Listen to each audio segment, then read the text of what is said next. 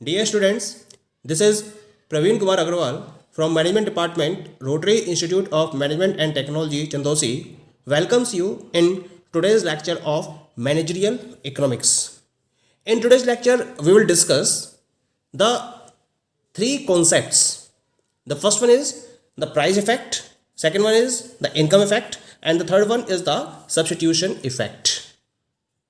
First of all, we will discuss the first one, that is the price effect, or we can say that effect of price on consumer equilibrium.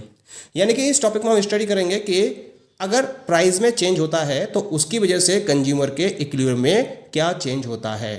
Price effect का मतलब क्या है? इसके लिए हम एक to commodity model को assume करेंगे. हम ये मानेंगे कि कंज्यूमर केवल दो कमोडिटी यूज कर रहा है, एक कमोडिटी एक्स और दूसरा कमोडिटी वाई.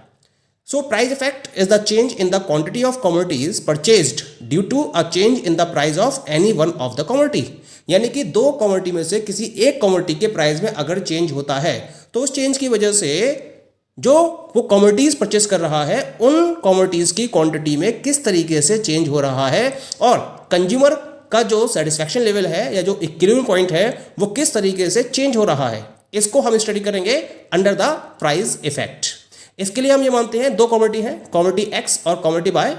हम ये मानेंगे कि कमोडिटी एक्स के प्राइस डिक्रीज हो रहे हैं या फिर इंक्रीज हो रहे हैं, यानी कि उनके चेंज हो रहे हैं, जबकि वाई के प्राइस में कोई चेंज नहीं है और कंज्यूमर की इनकम में भी कोई चेंज नहीं है.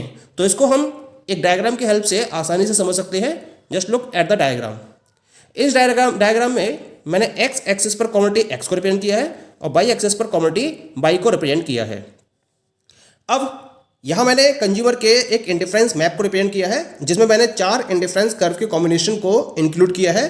पहला इंडिफरेंस कर्व है IC1, दूसरा है IC2, तीसरा है IC3 and fourth one is the IC4 indifference curve. Okay, now suppose that initially the consumers price line और budget line is equal to AB1. AB1 price line है जो IC1 curve को C1 point पर touch कर रही है या इसके टेंजेंट है C1 पॉइंट पर. तो C1 पॉइंट के corresponding consumer initially OX1 quantity purchase कर रहा है कमोडिटी X की. ओके, अब हम ये मानते हैं कि कमोडिटी X के प्राइस क्या हो रहे हैं, डिक्रीज हो रहे हैं. अगर कमोडिटी X के प्राइस डिक्रीज होंगे तो इसका मतलब कंज्यूमर कमोडिटी X की ज़्यादा क्वांटिटी परचेस करने में कैपेबल होगा, यानी कि उसकी रियल इनकम बढ़ जाएगी इस तरीके से, और उस इनकम से, उस बढ़ी हुई इनकम से कंज्यूमर ज़्यादा क्वांटिटी परचेस करेगा कमोडिटी एक्स की. कमोडिटी बाई के प्राइस में कोई चेंज नहीं है तो कमोडिटी बाई की पोजीशन तो OA ये तो सेम रहेगी, लेकिन घटे हुए प्राइस से बी कमोडिटी एक्स की ज़्यादा क्वांटिटी परचेस करेगा. तो पहले वो परचेस कर रहा था OB1, अगर वो सारी क्वांटिटी बैक्स की परचेस करता इनकम से तो वो OB1 क्वांटिटी परचेस कर रहा है, लेकिन क्योंकि एक्स के प्राइस कम हो गए तो अब जो नया कॉम्बिनेशन आएगा उसका वो OB2 आएगा. तो OB2 will be the new change, यानी कि इस तरीके से कंज्यूमर की नई इनकम लाइन हमें मिलेगी and this is represented by AB2.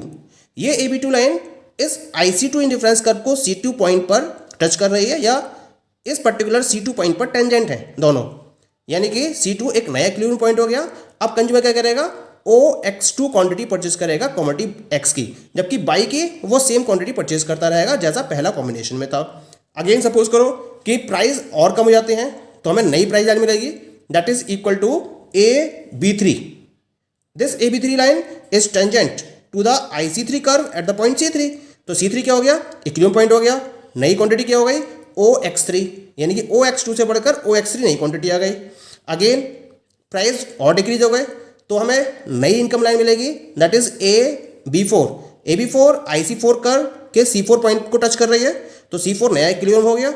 C4 के corresponding consumer OX4 quantity purchase करने में कैपेबल होगा.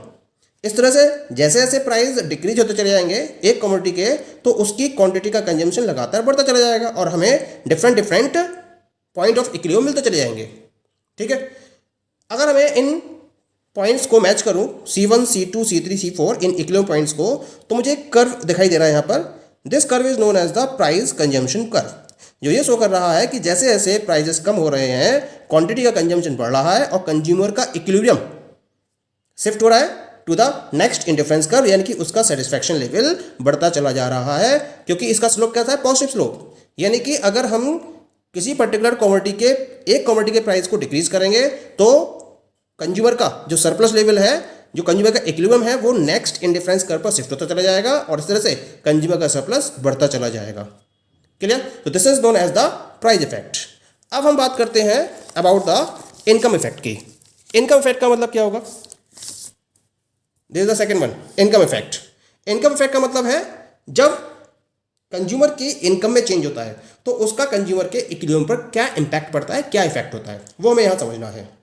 क्योंकि इनकम कंज्यूमर की बढ़ रही है, हम सपोज करते हैं कि कंज्यूमर की इनकम बढ़ रही है, तो कंज्यूमर की इनकम के बढ़ने के साथ साथ वो दोनों ही कमोडिटी की ज़्यादा क्वांटिटी परचेज करने में कैपेबल होगा, क्योंकि दोनों कमोडिटी के प्राइस चेंज नहीं हो रहे हैं, हम ये भी मान के चल रहे हैं। इसका मतलब अगर इनकम बढ़ाते हैं तो दोनों कमोडिटीज़ की क्वांटिटीज़ को एक साथ उसी रेशियो में वो इंक्रीज करेगा। अब इसको हम डायग्रामेटिकली कैसे एक्सप्लेन करेंगे?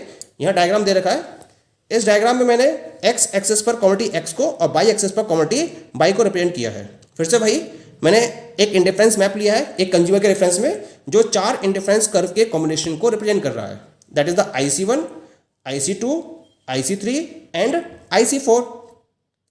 Suppose initially the consumer's budget line is equal to MN। तो ये MN IC1 कर्व के इवन पॉइंट पर टेंजेंट है। इवन क्या हो गया कंज्यूमर का? इक्विलिब्रियम पॉइंट हो गया।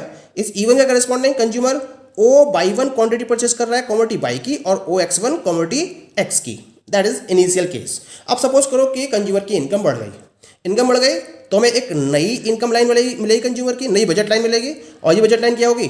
M1N1। ये M1N1 जो लाइन है वो IC2 कर्व के E2 पॉइंट पर टेंजेंट है। तो यहाँ इनकम के बढ़ने के साथ साथ अब उसका क्वांटिटी का कंजम्पशन भी बढ़ गया, यानी कि पहले OX1 परचेस कर रहा था, अब OX2 परचेस करेगा। यहाँ पहले OY परचेस कर रहा था, अब नया कॉम्बिनेशन आ गया O/2 जो पहले से ज़्यादा है। ऐसे ही इनकम बढ़ती चली जा रही है, नया इक्विलिब्रियम पॉइंट आएगा E3, क्योंकि नई इनकम प्राइस लाइन है आपके पास M2N2, तो E3 पॉइंट आया और M3N3 के रेफरेंस में E4 पॉइंट आया। यानी कि कुल मिला के जैसे जैसे आप इनकम को बढ़ाते चले जा रहे हो, कंज्यूमर का क्वांटिटी का रेशियो बढ़ता चला जा रहा है। तो इस तरह से हमारे पास 4 इक्विलिब्रियम पॉइंट आए, E1, E2, E3, E4। इनको मैंने मैच करा तो I am getting a straight line curve. This straight line curve is known as the income consumption curve, ICC, जिसको हम शॉर्ट में बोलते हैं। ये इनकम कंजम्पशन कर्व ये दिखा रहा है कि जैसे जैसे हम कंज्यूमर की इनकम को बढ़ाएंगे, कंज्यूमर का जो इक्विलिब्रियम पॉइंट है वो नेक्स्ट इंडिफरेंस कर्व पर शिफ्ट होता चला जाएगा और इस तरह से कंज्यूमर का सेटिस्फैक्शन लेवल बढ़ता चला जाएगा, क्योंकि वो इस बढ़ी हुई इनकम से ज़्यादा क्वांटिटी को परचेज करने में कैपेबल होगा। This is the point. Okay, तो इस तरीके से हमें क्या मिलेगा? एक इनकम कंजम्पशन कर्व, जैसे मैंने पीछे डायग्राम में आपको क्लियर किया था। ये इनकम कंजम्पशन कर्व कैसे मिलता है? जब हम E1, E2, E3 और E4 इक्विलिब्रियम पॉइंट्स को ज्वाइन कर देते हैं, तब हमें ये ICC कर्व मिल जाता है।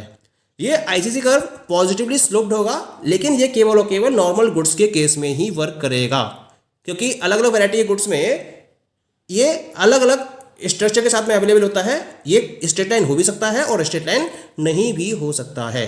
कुल मिला के नॉर्मल गुड्स के केस में अगर कंज्यूमर की इनकम बढ़ेगी तो उसका क्वांटिटीज, जो कमोडिटीज हैं उनका क्वांटिटी का रेशियो भी इंक्रीज होता चला जाएगा और कंज्यूमर का सेटिस्फैक्शन भी बढ़ता चला जाएगा।